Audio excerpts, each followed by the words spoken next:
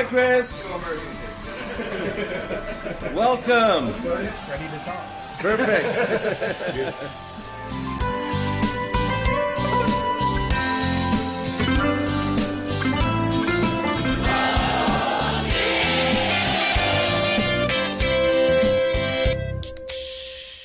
Don't drink water, fish fucking it. And poo. You drink a fish poo, fuck water. Are we recording this? Perfect. Yes, we are recording this.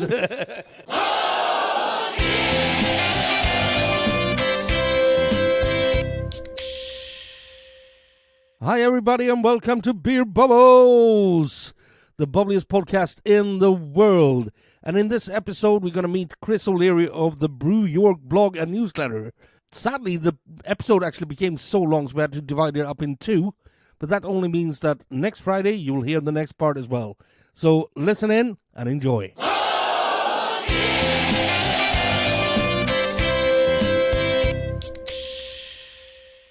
We're sitting here at Akkurat for Beer Bubbles, the bubbliest podcast in the world. Number one. According to us. And we're sitting here with celebrity, with Chris O'Leary, all the way from New York.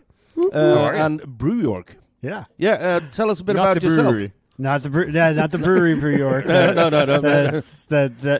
That gets tagged. I get tagged a lot in social media posts meant for them, and I'm like, I like the tongue cocoa too, but like it's, but that's But not who my are you beer. and what do you do?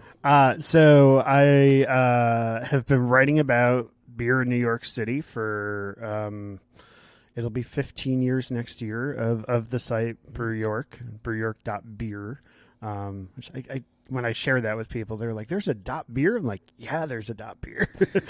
And I have a newsletter too, and that kind of goes beyond just New York beer. And I talk about my hobby of traveling for beer too, which has now brought me to 2,720 breweries. Goddamn. Not that I'm keeping count or anything. No. On the Instagram, it says 2,719 and counting. I read that yesterday. The 2,720th came yesterday. So, Oh, okay. there you go. So, You're a slow updater, huh? Yeah. I guess I have to update my profile. Although there'll probably be one or two more today. So, but I've been writing about and just sharing my passion for beer for many years, and have just really enjoyed traveling the world and experiencing a city through its beer, which is why, the very first time I came to Stockholm, this was, Akkurat was the first place I went. It was very much like literally dropped my bags at the hotel and came straight here and just sat here for a couple hours taking it all in, That's, I guess, me in a nutshell. But this is your second time to Stockholm. Yes. Yep. Yes. Yep. Because we met last time. Yes. When I was working at Carnegie Brygeriet. Yep. We did a little interview then for my old podcast as well. Yeah. Then you just turned up here the other day, and I'm like, Yes, it's your Chris, third what the time fuck are here, you doing here? This was a very last minute trip. I was just looking for an excuse to travel overseas and had Miss some 4th of extra July time in the U.S. Yeah, well, I mean, the holiday, gave me a lot of extra time to travel. So I made the decision, I think, 2 weeks ago to come here and barely had any plans. I just, every day I've just woken up and decided, all right, figure out my day as I go. So. And the weather's been really nice as well. Oh yeah, so it's actually much cooler here than in New York right now. So I'm kind of happy about That's that I'm not sweating every day as I trek across the city. So. And we're happy to fill out your day. Mm-hmm. No, thank you for giving me an excuse to drink a beer at noon. I mean, I'm on vacation. It's okay. Yes. All right. Yeah. It's always beer o'clock. And as you can tell from the pictures here, we try to do our best to make you feel at home as well. Because we've got two Brooklyn beers here, two vintage ones. Could you want to tell them about what it is? The guys who don't watch the video but just listen to us instead. Beer. Beer. It's beer. No, These we are have beers. a Brooklyn Wild Streak, which is a Brettanomyces Golden Ale, right? Vintage 2014. And then you also have Brooklyn Black Chocolate from 08, right? Mm? black chocolate stout. So Probably I imagine my- you had a couple of those before. Oh your yeah, life. yeah. I that is the beer that I think I still have the most of in my cellar. So do we. Although not yeah, although not that vintage. I think I finally cleared through the 08s. I think my oldest in there is either 11 or 12. All But right. I always pick up a 4-pack and put it in my cellar every year. I so- actually thought I thought yesterday I was gonna, because I thought there was one ghost bottle left of the original Black Ops downstairs, but sadly someone's drank it. Was it you? Probably me. Oh, the ghost bottles. Yeah, we had one black chocolate from the 2000, but I think we're gonna leave that one because that's the last bottle. So keep that for somebody who's a bit. So of course we gotta start by giving you a beer. Of course. So Okay. we'll do the And Wild Streak while, first. while we do that, please tell us, how did you get into writing the Brew York blog? So I had a bit of a journalism background in college, but when I graduated, I saw all of my friends getting jobs in small markets like Amarillo, Texas, and Savannah, Georgia, which is a beautiful town. But and I really didn't want to move to any of those places, so I took a job in advertising in New York City, and it was right around that time that I was getting into beer. So I lived about 8 blocks from Brooklyn Brewery, and this is at the time when they didn't really have a tap room. They were just doing tours, so you would sign up for a tour, and that was my first brewery tour. And there was a great beer bar a few blocks away from there called Mugg's Ale House, and that was the first place I ever had a barley wine. It was the first place I ever had an IPA. It was the first place that I asked, why does the Brooklyn Lager taste like grapefruit? And they're like, oh, that's the hops. And I'm like, hops can taste like grapefruit. Okay. And that just kind of, when I was looking for an outlet for my writing, because I wasn't doing any writing in my advertising job, I decided I'd start writing about beer. And it was really, and it was kind of selfishly that I started writing it because there was no such resource that existed in New York City for finding out where there were beer events going on, tap takeovers, beer dinners, things like that, or when a new bar opened or when a new brewery opened, which at that time was very rare that a new brewery would open. There were 4 breweries in New York City when I started writing about beer there. There's now over 50. But that was how I got really started, is just I wanted to create a resource because none existed. It started to write itself because, in the first few years it was a struggle because, at the time there was New York had a reputation of not being a beer city. It was a wine and cocktail city. Yeah. I would say it still has that reputation, but the beer scene at the time matched that reputation. Now, But you still had a few really good beer bars. Right. Gingerman's been around for ages and ages. Ginger Man. I mean, at the time it was Ginger Man. It was Blind Tiger. Yeah. It was Mugs, which I mentioned. Rattle and Hum came not too long after that, and that was. The Pony Bar opened around that time too, and This is back when what this year? is like 2008. 2008. Yeah.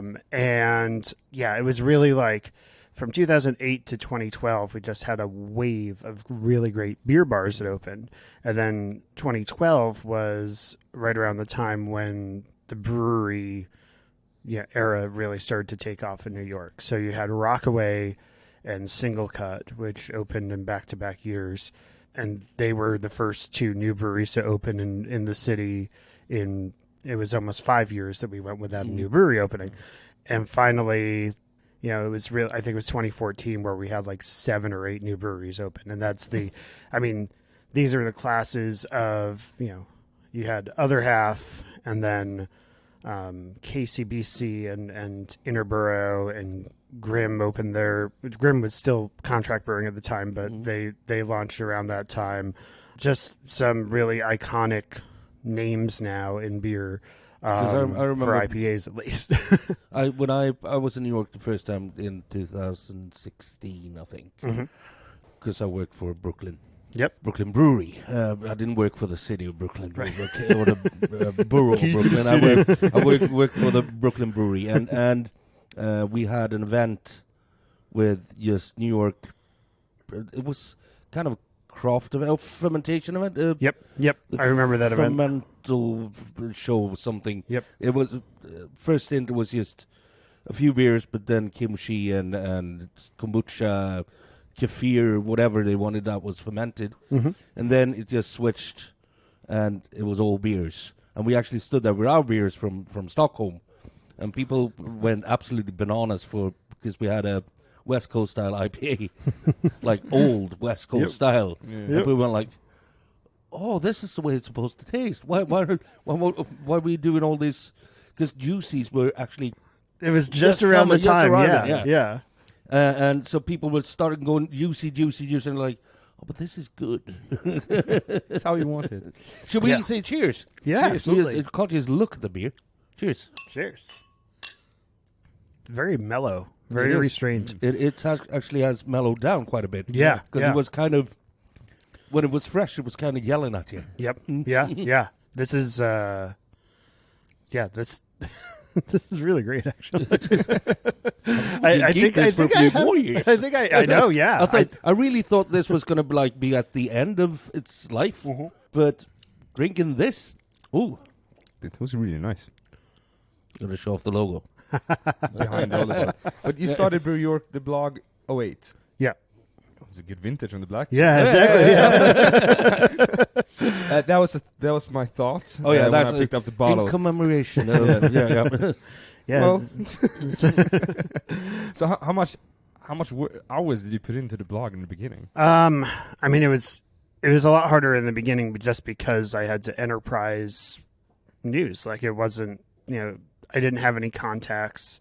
I would consider like the fact that I was like just starting to strike up conversations with bar owners and stuff like that, and salespeople who work for beer distributors, just to try to get a pulse on what was going on in beer, like what new breweries were coming to New York and things like that.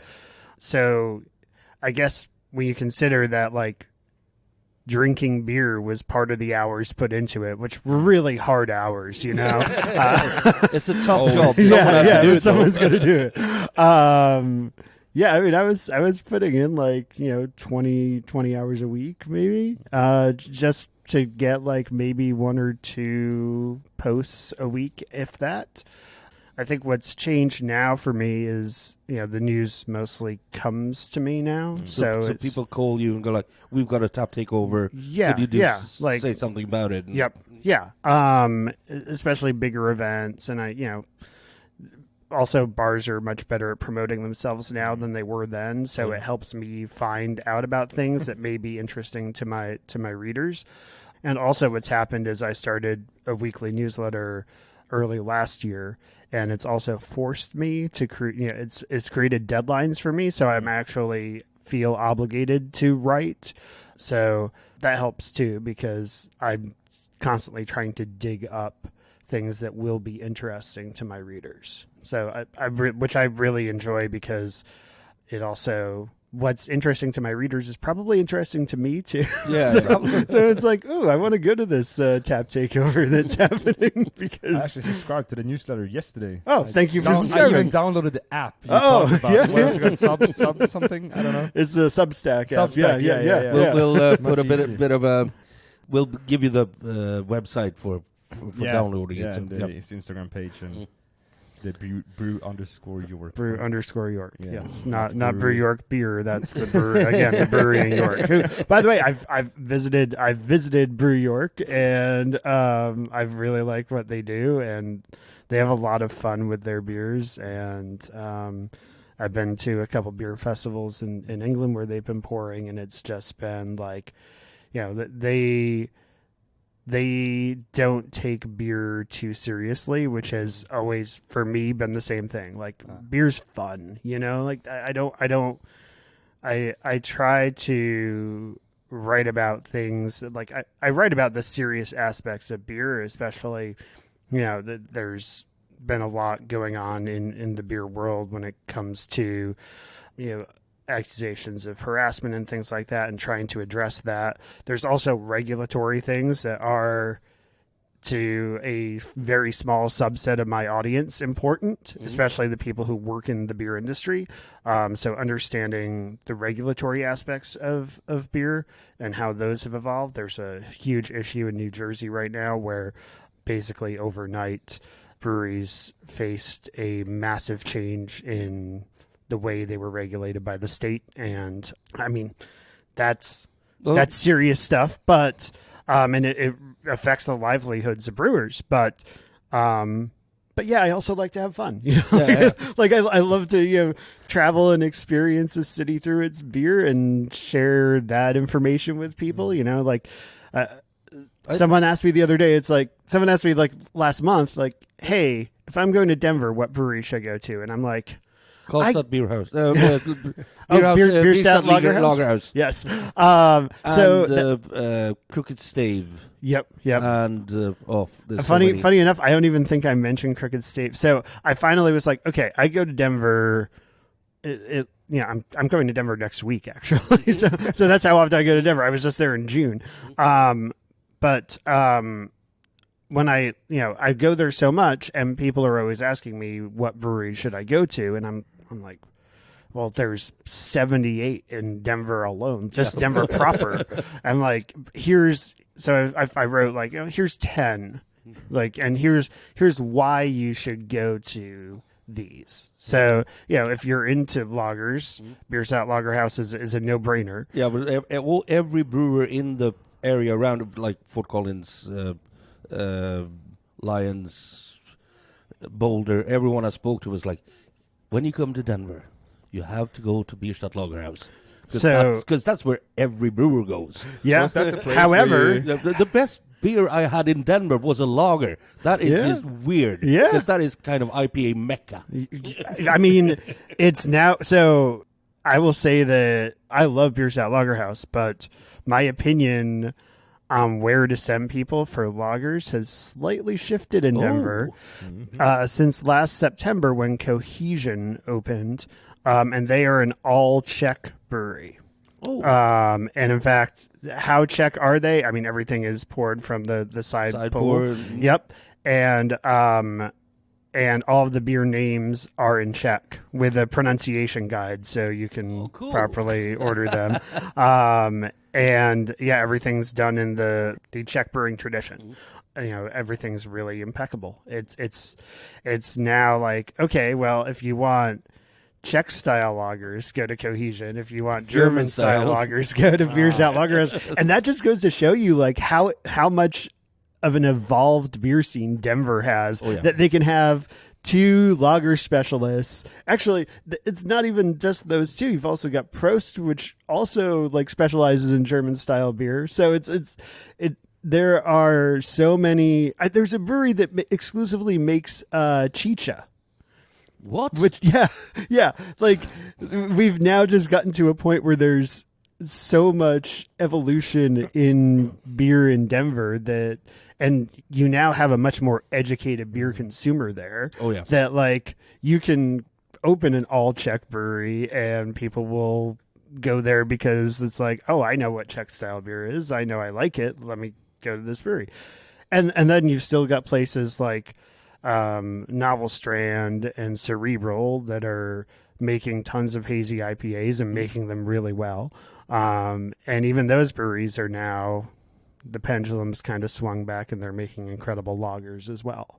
So when you go back, you have Great Divide, who does more old style IPAs and imperial stouts and barleys.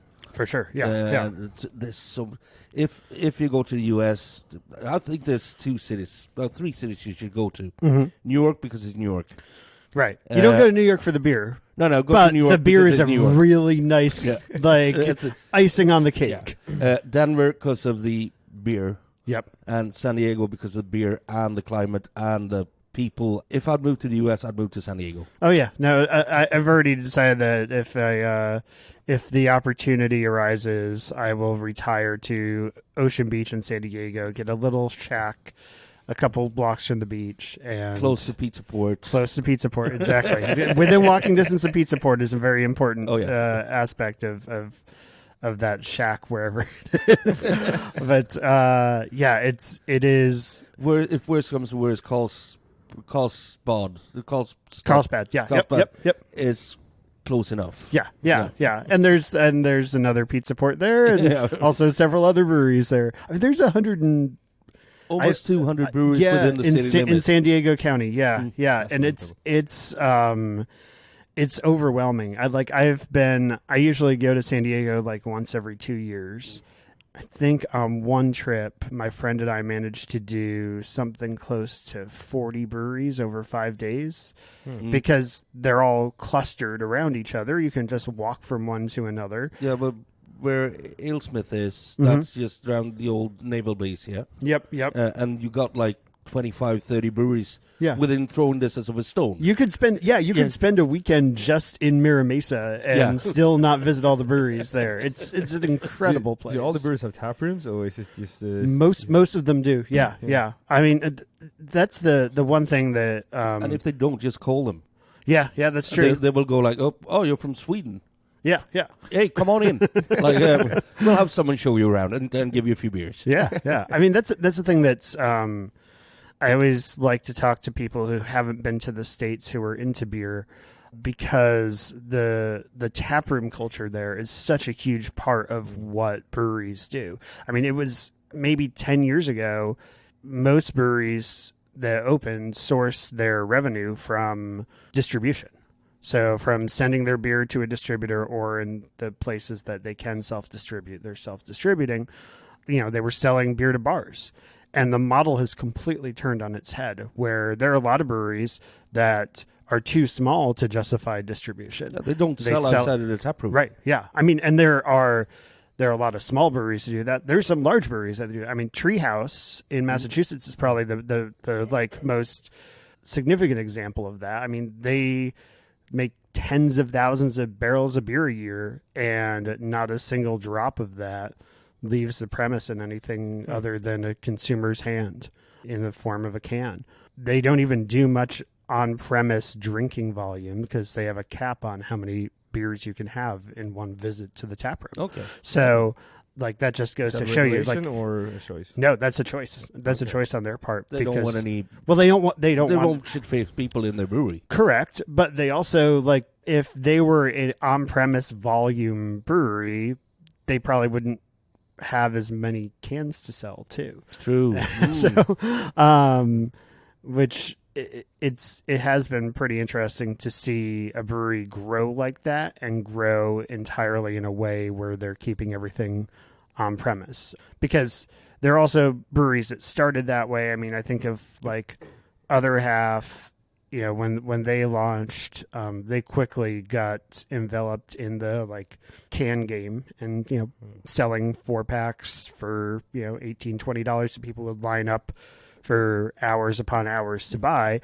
A big complaint among beer bars in New York at the time was I want to support them, but they don't send kegs out to us, and if they do, it's only their IPA, and that was because they just couldn't manage the volume in any other way. They didn't have the volume to distribute at the time. So they've evolved in a way that has allowed for growth. So now you can get another half beer at a bar in New York City, and a really great one at that.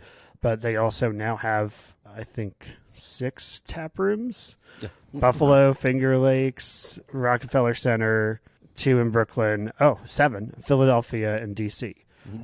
So they've really grown, and it's cool to see that growth, especially considering that it started in New York City. Yeah. And they've kept some of that growth, at least in New York City, by opening their Domino Park location in Brooklyn, which is, by the way, not far from Brooklyn Brewery, too. Mm-hmm. And it's a beautiful location right on the river, right across the street from this park that runs right along the East River. You've got just a great view there. It's much better than their view from their original tap room, which is under a highway overpass across the street from a McDonald's. So much better view. And then Rockefeller Center, that was that was an acknowledgement on their part that beer tourism has become a thing in New York City. Yeah. Because being in Rockefeller Center, most New Yorkers aren't just casually hanging out in Rockefeller Center. It's mostly tourists. It's mostly tourists, but they know that some tourists who are hanging out or, staying at a hotel near Times Square or Midtown are not going to trek all the way out to Gowanus in Brooklyn, although I argue they should see the outer boroughs. Come to Brooklyn. It's a great place. Brooklyn is cool. Yeah. It's first time I went, it's like walking into one of these movies where people are sitting on their stoops and like hanging out. Mm-hmm. It's a real community feel. Yeah, I mean that's the thing. You have to. Well, Brooklyn is big, so parts of Brooklyn I've been to at least. Yeah. I mean, it is. I mean, it's City within a city. Yeah, it really is. If Brooklyn was a standalone city, it would be the fourth largest city in the U.S. Fourth, I think. Fifth, I think. Yeah. Yeah, it might be fifth now because I think Houston has jumped us. Although we have a lot more. They have a lot more area than we do. I'm gonna open the next beer. All right.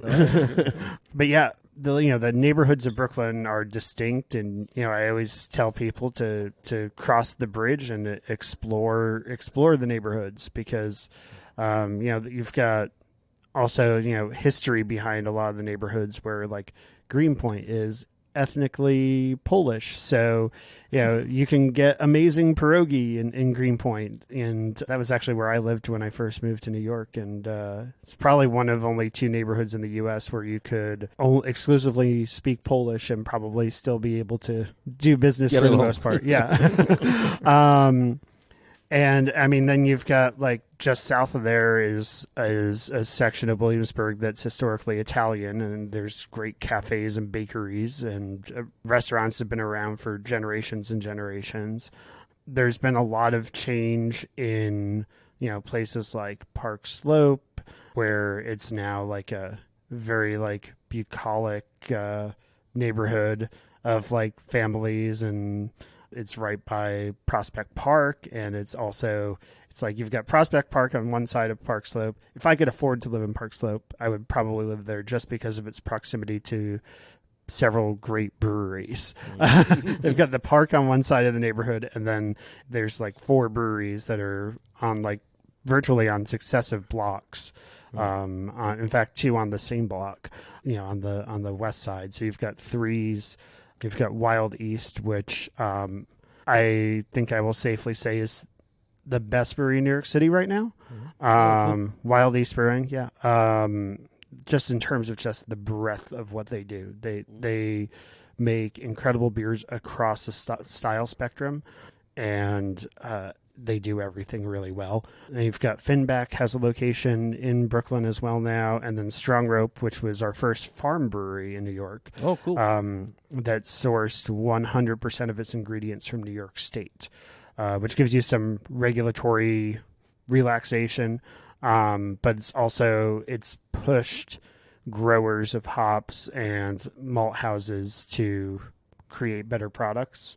And for the smaller ones as well, because the big ones have always had, especially options on hops. Sure. So the small ones they got what they could. Yeah, exactly. And I mean, in New York State, we were historically a hop growing region. There was a time prior to Prohibition where the vast majority of hops grown in the U.S. were grown in New York. Now, it's New York is a distant 5th, like so low that the even in 5th place, the federal government doesn't even report out on which varieties are growing there because it's like 500 acres versus like tens of thousands of acres in the Pacific Northwest in Washington, Oregon, and Idaho. But it's at least helping to encourage beer agriculture. And it's also kind of cool for local brewers to be able to get local produce. Yeah. Oh, absolutely. To make the beers, and it also brings variety to the beers for sure. And we're getting there in terms of, look, the reality is a New York grown Cascade hop is never going to be as good as a Washington State grown It's not going to be Cascade the hop. same, is it? No. Right. No. Like all of the, everything about it is going to be different, in terms of just the character of it and everything. Yeah. But New York State and the Cornell Agriculture School are actually working together on a hop breeding program to try to create new varietals that are ideal for New York State, for their climate and the soil. And I'm hoping that results in maybe 10 years down the road, there's some really great hops that are grown in New York State that are iconic for New York State. Michigan's kind of gotten there. They have this varietal called Copper, and then there's Empire too, which I'm really annoyed that there's a hop called Empire that's not originates in the Empire State. But yeah, I think that years down the road, agriculture can thrive in New York, and we'll be talking about a very different. Other half will be making all whatever everything, and that whatever is some New York State grown hop that's probably grown maybe 10 miles down the road from their brewery in the Finger Lakes. For our listeners who's not that nerdy, the reason we talk about hops and where it's grown is that hops is the only thing you talk terroir. Yeah. Mm-hmm. Because hops It's a weed. Yeah. It So- mutates depending on where it's So if you have grows. the Cascade, it will be different wherever you grow it, because the soil, everything, like with grapes, it changes according to the climate and soil and water and everything like that. Yeah, the parallel there that's really interesting in New York is that the farm brewery bill that started to encourage beer agriculture in the state is modeled after our farm winery bill, which passed in the 1970s, that created a really active wine scene in the North Fork of Long Island and in upstate New York in the Finger Lakes. So this was the next natural step, was to try to encourage beer agriculture in the same regions, because the soil, it's the same parallel that you see in Washington State. Washington and Oregon are great wine regions as well. Should we say cheers? Let's celebrate the birth of Brew York with a 08 Black Chocolate Stout. 14-year-old Imperial Stout. It's still there. I was afraid this was going to be more soy saucy. Yeah, But it's not as soy saucy as I was worried about. So that's good. But it's really dry as well. Mm.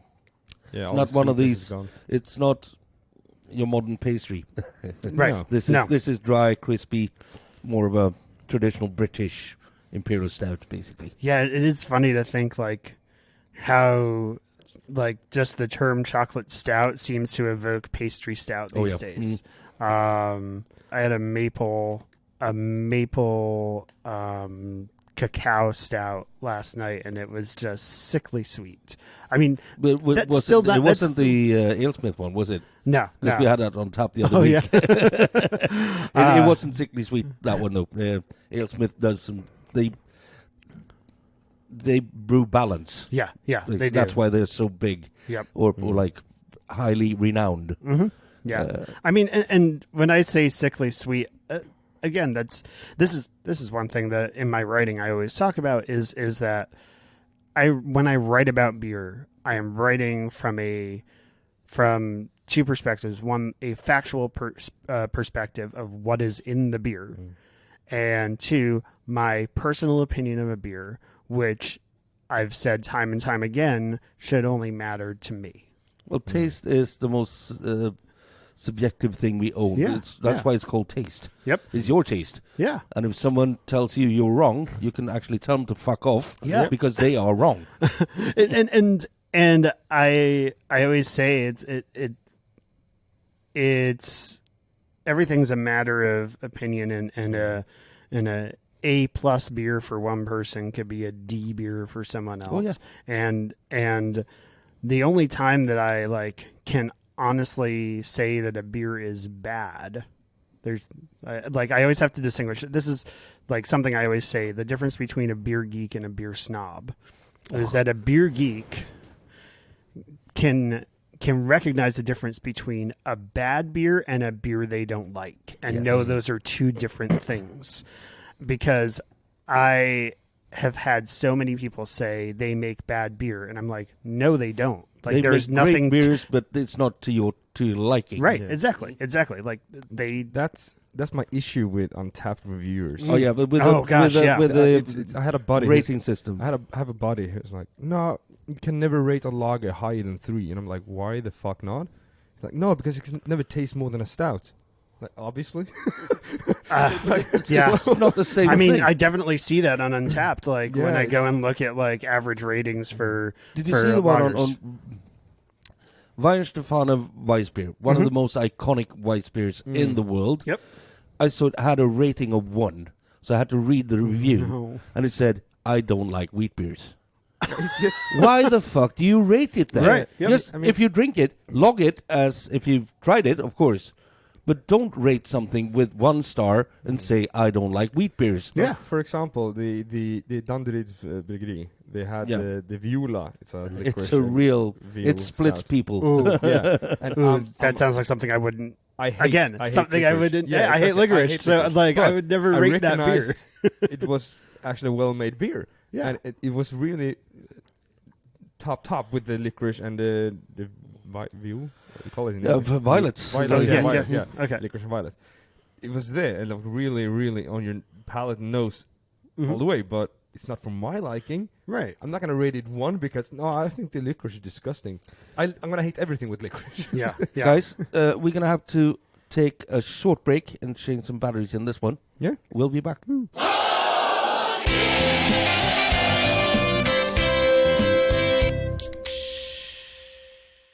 So that's it for part 1 of this episode with Chris O'Leary of Brew York blog and newsletter.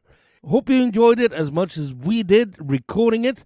We got more coming next Friday, and thank you very much to our sponsors, Elite Hotels, Bishop Arms, of course, Accurate, and you guys, whatever you do, drink better beer.